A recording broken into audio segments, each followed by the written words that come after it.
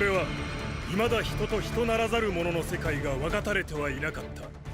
Hola, ¿cómo están? Sean bienvenidos un día más a este hermoso canal. Soy Naidixo y el día de hoy hablaremos de los 7 pecados capitales. Nanatsu no Tensai vuelve en su tercera temporada, estrenada el día de hoy aproximadamente. Creo que todavía sigue en japonés. Esperaremos 2 días más para que salga doblada, digo, para que salga subtitulada. Pero ya comenzó a hacer impresiones al día de hoy. Si no sabes qué es Nanatsu no Tensai, aunque muy poca gente creo que lo conoce, pero igual explicaré un poquito qué es Nanatsu no Tensai. Trata de los 7 pecados capitales, personas que van a salvar el mundo de Lioness y probablemente en sí el mundo en general. Cada uno de estos personajes tiene un pasado oscuro, un pasado que los define como personaje y define la evolución de cada uno de ellos. Nuestro protagonista vendría a ser Meliodas, el capitán de los 7 pecados capitales, y anteriormente Mandamiento. Luego tenemos a Van, el zorro de la codicia, que también es inmortal y está enamorado de una loli, que también cuenta con un pasado obviamente turbio. Tenemos a Merlín, el pecado de la gula, que en la serie se nos muestra como una chica muy sexy con bastante personalidad, que es una maga.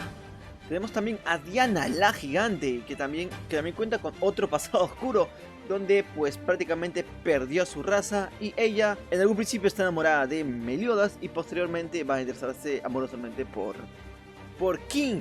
Y King, el hada, el rey de las hadas y también representado por el oso de la pereza, tiene un poder exorbitante, pero no cuenta con artículo. También tenemos a Gunther, que es una marioneta y que es el pecado de la lujuria, que él probablemente también es parte de los 10 mandamientos.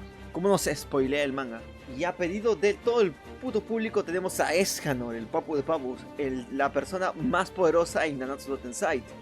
El pecado del orgullo, el león del orgullo, que nos brindó una de las peleas más espectaculares en el anime desde hace mucho. Y también tenemos a Elizabeth, la princesa, que posteriormente se descubre que es una diosa y que tiene bastante fan. Para resumir la historia es que los 7 pecados capitales son inculpados injustamente en Lioness porque mataron a un caballero sacro bastante importante, lo cual hace a su exilio y posteriormente van a desunirse.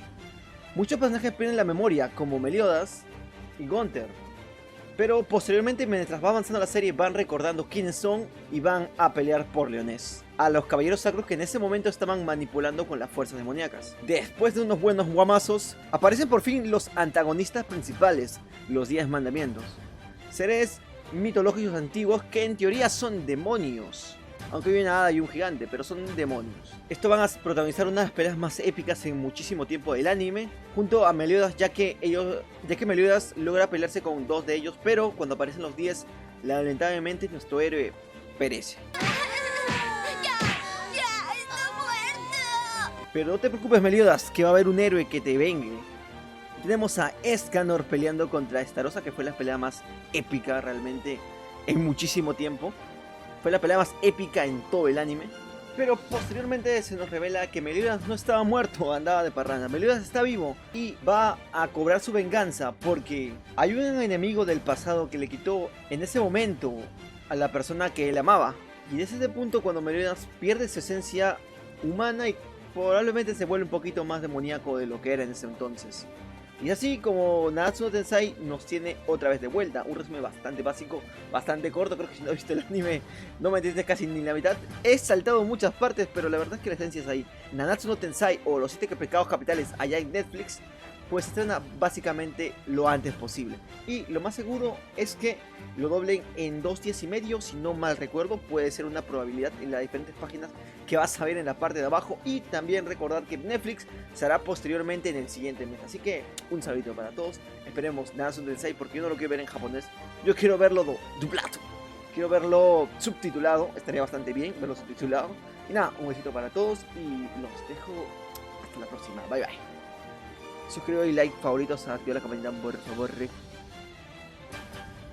Recuerdo que tengo un canal de animes en la parte de abajo, así que cliquearle y darle mucho amor. Un besito para todos y bye bye.